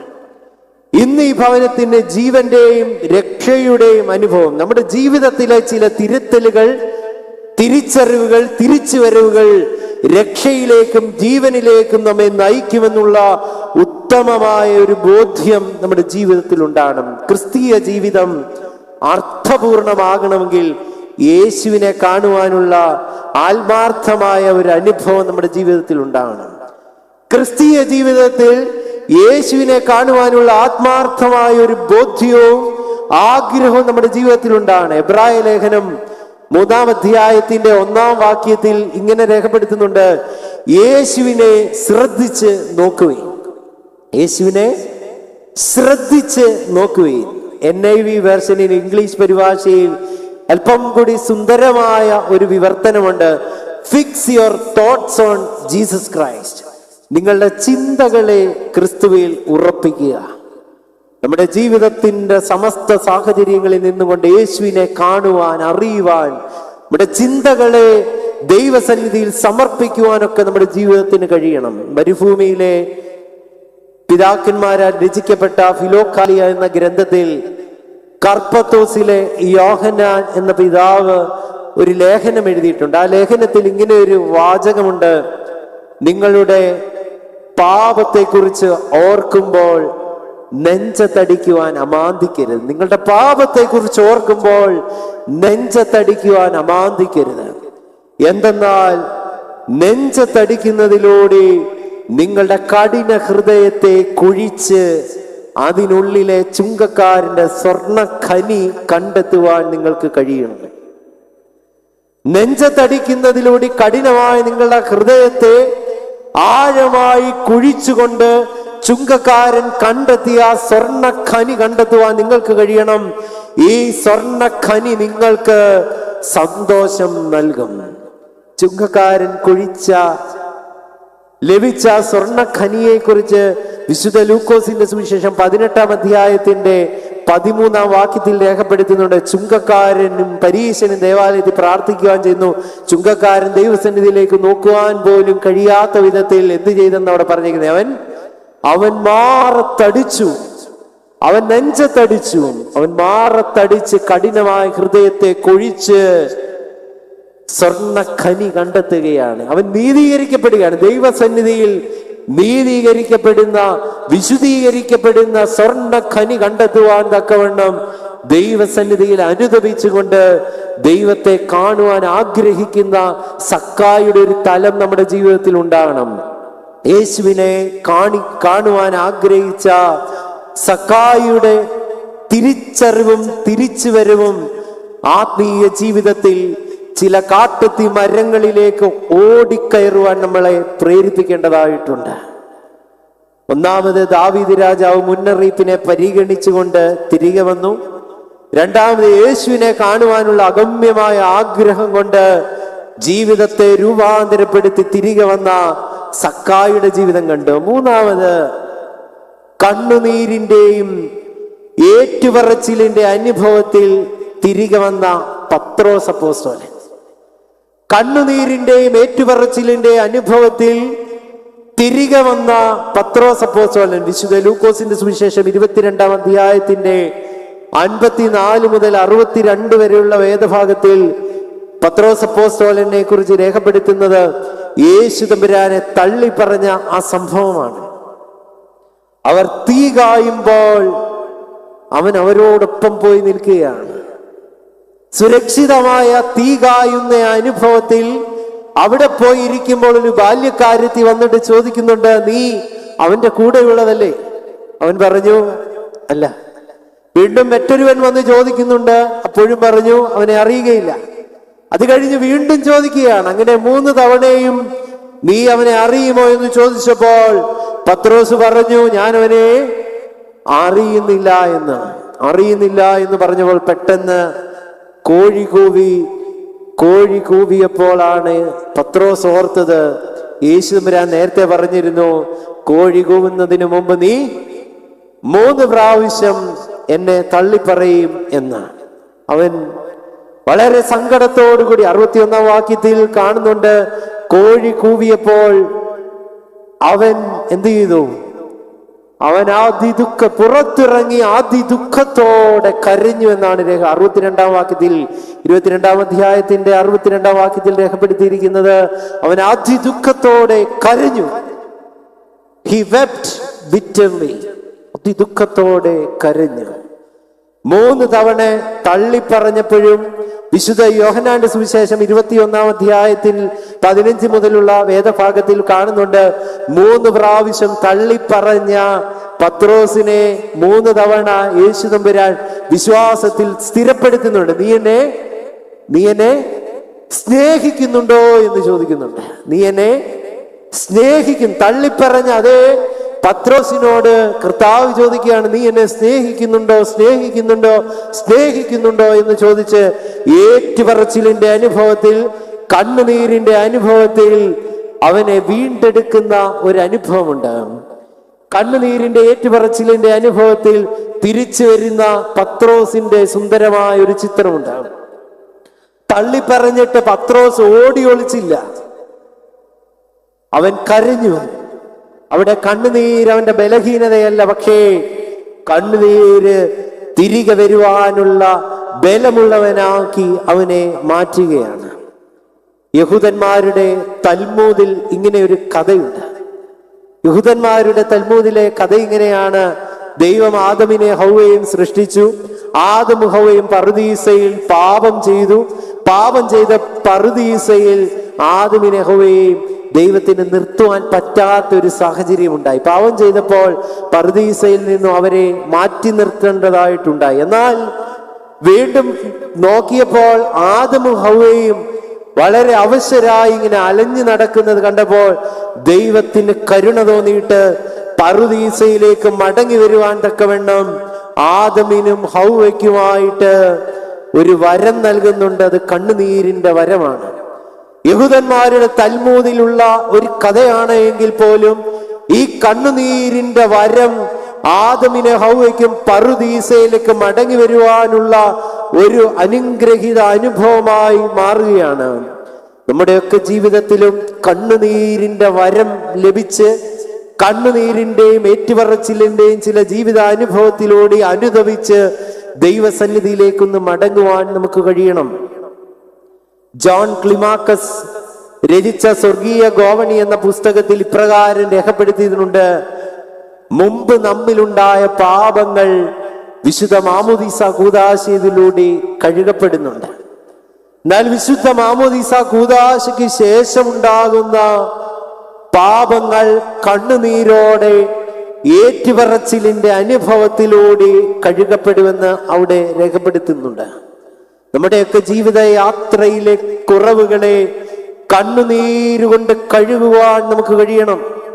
നമ്മുടെ പൂർവസൂരികളായ മാതാപിതാക്കൾ കണ്ണുനീരോടുകൂടി തലമുറകൾക്ക് വേണ്ടി പ്രാർത്ഥിക്കുകയും തങ്ങളുടെ ജീവിതത്തിലെ കുറവുകളെ കുറിച്ച് അനുദപിച്ച് ദൈവസന്നിധിയിൽ ഏറ്റുപറഞ്ഞ് കർത്താവിന്റെ തിരുശരീര രക്തങ്ങൾ അനുഭവിച്ച അനുഭവത്തിൽ ശ്രേഷ്ഠമായ ആത്മീയ ഉന്നതിയിലേക്കും ഭൗതികമായ സാഹചര്യത്തിലേക്കുമൊക്കെ നമ്മളെ ഇത്രത്തോളമൊക്കെ കൊണ്ടെത്തിക്കുവാനായിട്ട് കഴിഞ്ഞു. ഇവിടെ പത്രോസ് അപ്പോസ്തലൻ ഏറ്റുപറച്ചിലിന്റെയും കണ്ണുനീരിന്റെ അനുഭവത്തിൽ മടങ്ങി വന്നതുപോലെ നമ്മുടെ ജീവിത യാത്രകളിലും മാനസാന്തരത്തിന്റെ ഫലം പുറപ്പെടുവിക്കുന്ന ആ യോഹന്നാൻ സ്നാപകന്റെ ശബ്ദം നമ്മുടെ കാതുകളിൽ ഇങ്ങനെ മുഴങ്ങിക്കേൾക്കണം.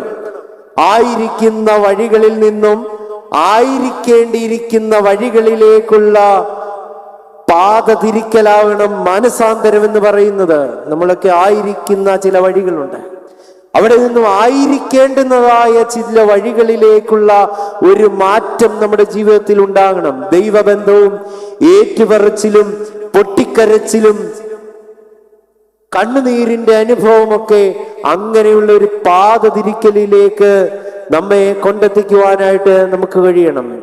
കർത്താവിനെ തള്ളിപ്പറഞ്ഞ പത്രോസ് ഏറ്റുപറച്ചിലിന്റെ കണ്ണുനീരിന്റെ അനുഭവത്തിൽ വീണ്ടെടുക്കപ്പെടുകയാണ്. ഇവിടെ യൂദായും കർത്താവിനെ ഒറ്റുകൊടുക്കുന്നുണ്ട്, പത്രോസും തള്ളിപ്പറയുന്നുണ്ട്. രണ്ടുപേരും പാപം ചെയ്തു. പക്ഷേ യൂദാ ഓടി ഒളിച്ചപ്പോൾ പത്രോസ് പുറത്തിറങ്ങി പൊട്ടിക്കരഞ്ഞുവെന്നാണ് അവിടെ രേഖപ്പെടുത്തുന്നത്. ഇങ്ങനെ കരഞ്ഞ് അനുദപിച്ച ഒരു മനുഷ്യനെ വീണ്ടെടുക്കുന്ന ആ ക്രിസ്തു സ്നേഹം നമ്മെയും തിരികെ എത്തുവാൻ വീണ്ടെടുക്കുവാൻ ഉള്ള ഒരു ക്ഷണം നമുക്ക് ലഭിക്കുന്നുണ്ട് എന്നുള്ള ഒരു ബോധ്യം നമ്മുടെ ജീവിത യാത്രകളിൽ ഉണ്ടാകണം. തിരിച്ചുവരവ്, വിശുദ്ധീകരണം നമ്മുടെ ജീവിതത്തിൽ അനിവാര്യമാണ്. ആത്മീയ ജീവിത യാത്രകളിൽ ഭൗതികമായ ഉന്നമനവും ഭൗതികമായ ആചാരാനുഷ്ഠാനങ്ങൾക്കും അപ്പുറം നമ്മുടെ വിശുദ്ധീകരണം ദൈവസന്നിധിയിൽ ശ്രേഷ്ഠകരമാണ്. 1 തെസ്സലോനിക്കർ 4:8 ഇപ്രകാരം ഓർമ്മപ്പെടുത്തുന്നുണ്ട്: ദൈവത്തിന്റെ ഇഷ്ടമോ നിങ്ങളുടെ വിശുദ്ധീകരണമത്രേ. ദൈവത്തിന്റെ ഇഷ്ടമോ നിങ്ങളുടെ വിശുദ്ധീകരണമത്രേ. നാം ഒന്ന് ചിന്തിച്ചു നോക്കിയാൽ മനുഷ്യനെ ദൈവം എത്രയോ കരുതലോടെയാണ് സൃഷ്ടിച്ചത്, എത്രയോ സ്നേഹത്തോടും കരുതലോടും കൂടിയാണ് മനുഷ്യനെ സൃഷ്ടിച്ചത്. 8-ാം സങ്കീർത്തനം 5-ാം രേഖപ്പെടുത്തുന്നുണ്ട്: നീ അവനെ ദൈവത്തെക്കാൾ അല്പം മാത്രം താഴ്ത്തി സൃഷ്ടിച്ചു, തേജസ്സും ബഹുമാനവും അവനെ അണിയിച്ചു. ദൈവത്തെക്കാൾ അല്പം മാത്രം താഴ്ത്തി സൃഷ്ടിച്ച മനുഷ്യരായ നാം തേജസ്സും ബഹുമാനവും അണിഞ്ഞവരാണ്. എന്നാൽ റോമാലേഖനം 3-ാം 23-ാം ഓർമ്മപ്പെടുത്തുന്നുണ്ട്: എല്ലാവരും പാപം ചെയ്ത് അവന്റെ തേജസ് നഷ്ടപ്പെടുത്തി. പാപം ചെയ്ത് തേജസ് നഷ്ടപ്പെടുത്തി. നമ്മൾ സാധാരണക്കാരായ മനുഷ്യരാണ്. മാനുഷികമായ ഒത്തിരി ബലഹീനതകൾ നമ്മുടെ മുമ്പിലുണ്ട്. മാനുഷികമായ ബലഹീനതകളുടെ മുമ്പിൽ നിൽക്കുമ്പോഴും തിരിച്ചു വരുവാനും വന്നുപോയ തെറ്റുകളെയും കുറ്റങ്ങളെയും കുറിച്ചുള്ള ഒരു ഓർമ്മയും അനുതാപവും മാനസാന്തരവും നഷ്ടപ്പെട്ടു പോയ തേജസ്സും ബഹുമാനവും തിരിച്ചു പിടിക്കുവാൻ, തിരിച്ചു ലഭിക്കുവാൻ തക്കവണ്ണം നമ്മെ ശക്തീകരിക്കേണ്ടതായിട്ട് ഉണ്ട്. കാൽവറിയിൽ യാഗമായ ആ ക്രിസ്തുവിന്റെ സ്നേഹത്തിലേക്ക് നാം തിരിച്ചു വരേണ്ടതായിട്ട് ഉണ്ട്. യോവേൽ പ്രവാചകന്റെ 2-ാം അധ്യായത്തിൽ ഓർമ്മപ്പെടുത്തിയതുപോലെ വസ്ത്രങ്ങളെയല്ല, ഹൃദയങ്ങളെ കീറി തിരികെ വരുവീൻ. എന്തെന്നാൽ അവൻ കൃപയുള്ളവനും കരുണയുള്ളവനും മഹാദയുള്ളവനുമാകുന്നു. കൃപയും കരുണയും മഹാദയുള്ള ദൈവസന്നിധിയിലേക്ക് മടങ്ങി വരുവാൻ നമുക്ക് കഴിയണം. വിശുദ്ധ ലൂക്കോസിന്റെ സുവിശേഷം 15-ാം അധ്യായത്തിൽ 3 ഉപമകളെ കുറിച്ച് സുന്ദരമായി പ്രതിപാദിക്കുന്നുണ്ട്. നഷ്ടപ്പെട്ടു പോയതിനെ വീണ്ടെടുക്കുമ്പോൾ, ആ വീണ്ടെടുക്കപ്പെടുമ്പോൾ ഉണ്ടാകുന്ന മഹാസന്തോഷത്തെ കുറിച്ച് അവിടെ രേഖപ്പെടുത്തുന്നു. ഒന്നാമത് അവിടെ രേഖപ്പെടുത്തുന്നത് 100 ആടിന്റെ ഒരു ഉപമയാണ്. നഷ്ടപ്പെട്ടു പോയ ഒരാടിന്റെ ഉപമ. രണ്ടാമത് നഷ്ടപ്പെട്ടു പോയ ഒരു ദ്രഹ്മപ്പണത്തിന്റെ ഉപമ. മൂന്നാമത് നഷ്ടപ്പെട്ടു പോയ ഒരു മകന്റെ ഉപമ. നഷ്ടപ്പെട്ടു പോകുന്ന ഈ 3 കാര്യങ്ങൾക്കും വ്യത്യസ്തമായ കാരണങ്ങളാണ് നഷ്ടപ്പെടുവാൻ തക്കവണ്ണം. ഈ 3 ഉപമയിലും നഷ്ടങ്ങളാണ് സംഭവിക്കുന്നതെങ്കിലും ഈ 3 ഉപമയിലെ നഷ്ടങ്ങൾക്ക് വ്യത്യസ്തമായ 3 കാരണങ്ങളാണ്. ഒന്നാമത് 100 ആടുള്ള മനുഷ്യൻ ഒരു ആട് നഷ്ടപ്പെടുന്നുണ്ട്. ആ ആട് നഷ്ടപ്പെടുവാനുള്ള കാരണം ആ ആടിന്റെ അജ്ഞതയാണ്. നമുക്കറിയാം, ആടെന്ന് പറയുന്നത് ഹ്രസ്വമായ കാഴ്ചയുള്ള ബലഹീനമായ ഒരു ജീവിയാണ്. അതിന്റെ ചെറിയ കാഴ്ചകളിൽ ഒതുങ്ങുന്ന ചെറിയ പുൽപ്പുറങ്ങൾ തേടി ഇങ്ങനെ യാത്ര ചെയ്യുന്ന ഈ ആട് തന്റെ അജ്ഞത കൊണ്ട് നഷ്ടപ്പെടുത്തിയ ഒരനുഭവമാണ് ആടിന്റെ ജീവിതത്തിൽ ഉണ്ടാകുന്നത്. രണ്ടാമത്, ദ്രഹ്മപ്പണം നഷ്ടപ്പെടുന്നത് അശ്രദ്ധ കൊണ്ടാണ് നഷ്ടപ്പെടുന്നത്. കാരണം ഈ നാണയം നഷ്ടപ്പെട്ടത് എവിടെ വെച്ചാ? വീടിന്റെ ഉള്ളിൽ വെച്ചാ. വീടിനുള്ളിൽ വെച്ച് നഷ്ടപ്പെടണമെങ്കിൽ എന്തുകൊണ്ടായിരിക്കും? അശ്രദ്ധ കൊണ്ടാണ്. നാണയം അശ്രദ്ധ കൊണ്ട് നഷ്ടപ്പെടുക. മൂന്നാമത് നഷ്ടപ്പെട്ടത് എന്തുവാ? ഒരു മകൻ. അവൻ നഷ്ടപ്പെട്ടതാണോ സ്വയം നഷ്ടപ്പെടുത്തിയതാണോ എന്ന് നാം ചിന്തിക്കേണ്ടതായിട്ടിരിക്കുന്നു. അവൻ സ്വയം ഇറങ്ങിപ്പോവുകയാണ്. തൻ്റെ സ്വത്തെല്ലാം വാങ്ങിച്ചുകൊണ്ട് ധൂർത്തപുത്രനായി അവൻ ഇറങ്ങിപ്പോവുകയാണ്. പക്ഷേ അവന്റെ നഷ്ടത്തിന്റെ കാരണം അഹന്തയാണ്. ആട് നഷ്ടപ്പെട്ടത് അജ്ഞത കൊണ്ടാണ് എങ്കിൽ, നാണയം നഷ്ടപ്പെട്ടു പോയത് അശ്രദ്ധ കൊണ്ടാണ് എങ്കിൽ, മകൻ നഷ്ടപ്പെട്ടു പോയത് അഹന്ത കൊണ്ടാണ്. അജ്ഞത കൊണ്ടും അശ്രദ്ധ കൊണ്ടും അഹന്ത കൊണ്ടും നഷ്ടപ്പെടുകയാണ്. പലപ്പോഴും നമ്മുടെയൊക്കെ ജീവിത യാത്രകളിലും ഇങ്ങനെയുള്ള നഷ്ടങ്ങളാണ്. അജ്ഞത കൊണ്ട് ചിലപ്പോഴൊക്കെ നമ്മുടെ ജീവിതത്തിൽ നഷ്ടങ്ങൾ, വീഴ്ചകൾ സംഭവിക്കാറുണ്ട്. അജ്ഞതയെ ജ്ഞാനം കൊണ്ട് തിരുത്തുവാൻ, വീണ്ടെടുക്കുവാൻ നമുക്ക് കഴിയണം. അജ്ഞതയെ ജ്ഞാനം കൊണ്ട്, ദൈവീകമായ അനുഭവങ്ങൾ കൊണ്ട് വീണ്ടെടുക്കുവാൻ നമുക്ക് കഴിയണം. 2, അശ്രദ്ധയെ ധ്യാനം കൊണ്ട് വീണ്ടെടുക്കുവാൻ നമുക്ക് കഴിയണം. ധ്യാനത്തെക്കുറിച്ച് ഞാൻ ആമുഖമായി ഓർമ്മപ്പെടുത്തി. അവനവനോടും ദൈവത്തോടും സംവേദിച്ച് നാം നേടിയെടുക്കുന്ന ഒരു ഊർജമാണ്, നാം ആർജിച്ചെടുക്കുന്ന ഒരു വെളിച്ചവും ചില ബോധ്യങ്ങളുമാണ് ധ്യാനം. മൂന്നാമത്, നഷ്ടപ്പെട്ടു പോയ മകൻ. അതിന്റെ കാരണം അഹന്തയാണ്. പലപ്പോഴും നമ്മുടെ ജീവിതത്തിലും ഈ ദൈവിക സ്നേഹത്തിൽ നിന്നുമുള്ള അഹന്തയോടുകൂടിയുള്ള തിരിഞ്ഞു നടത്തം വീഴ്ചകൾക്കും നഷ്ടങ്ങൾക്കും കാരണമാകാറുണ്ട്. അവിടെയാണ് വിനയം കൊണ്ട് തിരിച്ചു നടക്കുവാൻ നമുക്ക് കഴിയണം. നമ്മെ തന്നെ ദൈവസന്നിധി തുറന്നു കാണിച്ച് വിനയത്തിന്റെ അനുഭവത്തിൽ, താഴ്മയുടെ അനുഭവത്തിൽ ദൈവസന്നിധിയിലേക്ക് മടങ്ങുവാൻ നമുക്ക് കഴിയണം. അജ്ഞതയെ ജ്ഞാനം കൊണ്ടും, അശ്രദ്ധയെ ധ്യാനം കൊണ്ടും, അഹന്തയെ വിനയം കൊണ്ടും ഒന്ന് കണ്ടെത്തുവാനും വീണ്ടെടുത്ത് കരുണയും കൃപയും സ്നേഹവുമുള്ള ദൈവസന്നിധിയിലേക്കൊന്ന് മടങ്ങുവാനും നമുക്ക് കഴിയണം. യോവേൽ പ്രവാചകന്റെ പുസ്തകം 2-ാം അധ്യായം 12-13 വാക്യങ്ങളിൽ ഓർമ്മപ്പെടുത്തിയത്, നിങ്ങൾ പൂർണ്ണ ഹൃദയത്തോടെ കരച്ചിലോടും വിലാപത്തോടും ദൈവത്തിങ്കിലേക്ക് തിരിയുക. വസ്ത്രങ്ങളെയല്ല, നിങ്ങളുടെ ഹൃദയങ്ങളെ കീറി ദൈവസന്നിധിയിലേക്ക് തിരിയുക. അവൻ കൃപയും കരുണയും മഹാദയുള്ളവനും ആകുന്നുവല്ലോ. പ്രിയമുള്ളവരെ, നമ്മുടെ ജീവിത യാത്രകളിൽ കുറവുകൾ, ബലഹീനതകൾ, നഷ്ടങ്ങൾ, വീഴ്ചകൾ സംഭവിക്കുമ്പോൾ ആചാരങ്ങളും അനുഷ്ഠാനങ്ങളും ദൈവികമായ ദേവാലയ ബന്ധങ്ങൾക്കും അപ്പുറമായി അവയെ പൂർണ്ണമാക്കുന്ന, ഹൃദയം നുറുങ്ങുന്ന, ഹൃദയത്തെ കീറുന്ന, ഹൃദയത്തിൽ ഉള്ളിൽ രൂപാന്തരപ്പെടുന്ന ചില അനുഭവങ്ങൾ ഉണ്ടാകണം.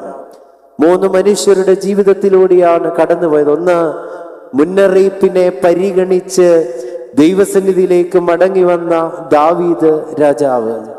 നാഥാൻ പ്രവാചകന്റെ ശബ്ദം കേട്ട് ഞാൻ യഹോവയുടെ സന്നിധിയിൽ പാപം ചെയ്തു എന്നുള്ള ബോധ്യത്തിൽ മടങ്ങി വന്ന ദാവീദിനെ പോലെ ജീവിതയാത്രയിൽ, ആരാധന, കൗദാശിക അനുഭവങ്ങളിൽ, തിരുവചന ശുശ്രൂഷകളിൽ, ആത്മീയ അനുഭവങ്ങളിലൂടെ ലഭിക്കുന്ന ചില മുന്നറിയിപ്പുകളെ പരിഗണിച്ചുകൊണ്ട് ഇനിയും ഒരു അവസരം എൻ്റെ മുന്നിലുണ്ടോ ഇല്ലയോ എന്നുള്ള ഈ നശ്വര ലോകത്തെക്കുറിച്ചുള്ള ബോധ്യത്തിൽ തിരിച്ചു നടക്കുവാൻ നമുക്ക് കഴിയണം. രണ്ടാമത്, യേശുവിനെ കാണുവാൻ ആഗ്രഹിച്ച സക്കായിയുടെ ജീവിതം. ജീവിതയാത്രകളിലെ തിരുത്തലുകൾ കൊണ്ട് ദൈവസന്നിധിയിലേക്ക്, ദൈവത്തെ കാണുവാനുള്ള അഗമ്യമായ ആഗ്രഹം കൊണ്ട്, പരിമിതികളെയെല്ലാം ആത്മാർത്ഥത കൊണ്ട് അതിജീവിച്ച് അവന്റെ വീടിന്റെ വാതിലും അതിനപ്പുറമായിട്ട് ഹൃദയത്തിന്റെ വാതിലും ദൈവത്തിനായി തുറന്നു കൊടുത്ത സക്കായിയെ പോലെ ഒരു തിരിച്ചു വരവ് നമ്മുടെ ജീവിതത്തിലും ഉണ്ടാകണം.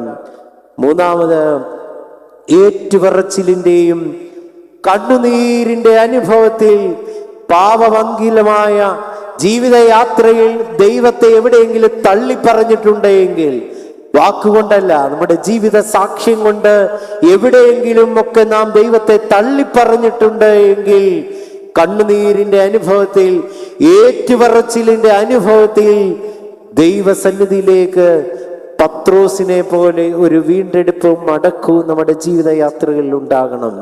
ഹൃദയങ്ങളെ കഴുകി, ഹൃദയങ്ങളെ കീറി രൂപാന്തരപ്പെടുത്തിക്കൊണ്ട് ദൈവസന്നിധിയിലേക്ക് യാത്ര ചെയ്യണം. യോവേൽ പ്രവാചകൻ ഇത് ആ സമൂഹത്തോട് വിളിച്ചു പറയുന്നതിന്റെ പശ്ചാത്തലം ദൈവകോപത്തിന്റെ വെട്ടുക്കിളിയുടെ ആക്രമണത്തെയും കൃഷിനാശം, ശത്രുക്കളുടെ അധിനിവേശത്തെ എല്ലാം ഓർമ്മിപ്പിക്കുമ്പോൾ പറയുന്നത്, യഹോവയുടെ ദിവസം അടുത്തിരിക്കുന്നു. The day of the lord. ന്യായവിധിയെ കുറിച്ചുള്ള ബോധ്യം, കർത്താവിന്റെ രണ്ടാമത്തെ വരവിനെ കുറിച്ചുള്ള ഓർമ്മ, മരണമുണ്ട് എന്നുള്ള ഉത്തമമായ ബോധ്യം, ഇതൊക്കെ അനുതാപത്തിലേക്കും തിരിച്ചുവരവിലേക്കും നമ്മെ നയിക്കട്ടെ. അതിന് തക്കവണ്ണം വസ്ത്രങ്ങളെ കീറുന്നതിനും അപ്പുറം, അനുഷ്ഠാനങ്ങൾക്കും ആത്മീയ അനുഭവങ്ങളുടെ ഈ ലോകത്തിന്റെ ഭൗതികമായ തലങ്ങൾക്കപ്പുറം ഹൃദയത്തെ കീറി രൂപാന്തരപ്പെടുത്തി നൈർമല്യമുള്ള ഒരു ഹൃദയം നൽകി. നൈർമല്യമുള്ള ഒരു ഹൃദയത്തോടെ സ്ഥിരതയുള്ള ഒരു ആത്മാവിനെയും രക്ഷയുടെ ആനന്ദത്തിൽ നിലനിൽക്കുന്ന ഒരു ജീവിതവും കാംക്ഷിച്ചുകൊണ്ട് ദൈവസന്നിധിയിൽ ദൈവം നൽകിയ ഈ ചെറിയ ജീവിതം നമ്മൾക്കൊന്ന് ചിന്തിച്ചു നോക്കിക്കേ. ഇനി എത്ര നാൾ ഈ ഭൂമിയിൽ നമുക്ക് ജീവിക്കുവാൻ ദൈവം അവശേഷിപ്പിച്ചിട്ടുണ്ട് എന്ന് നമുക്കറിയത്തില്ല. എന്നാൽ മരണമുണ്ട് എന്നുള്ള ഉറപ്പ് നമുക്കുണ്ട്. ആ ബോധ്യത്തിൽ ലഭിച്ച ജീവിതം, കൊച്ചു ജീവിതം, അർത്ഥപൂർണമായി അനുഗ്രഹീതമായി ജീവിക്കുവാൻ തക്കവണ്ണം തിരിച്ചുവരവ്, തിരുത്തലുകൾ, തിരിഞ്ഞു നടത്തങ്ങൾ നമ്മുടെ ജീവിതത്തിൽ ഉണ്ടാകുവാൻ തക്കവണ്ണം യോവേൽ പ്രവാചകന്റെ ദൈവശബ്ദം നമ്മെ കൂടുതൽ ബലപ്പെടുത്തട്ടെ എന്ന് പ്രാർത്ഥിക്കുന്നു. അതിന് ദൈവത്തിന്റെ പരിശുദ്ധാത്മാവ് നമ്മെ ബലപ്പെടുത്തട്ടെ എന്ന് പ്രാർത്ഥിക്കുകയും ആശംസിക്കുകയും ചെയ്തുകൊണ്ട് എൻ്റെ വാക്കുകൾ നിർത്തുന്നു.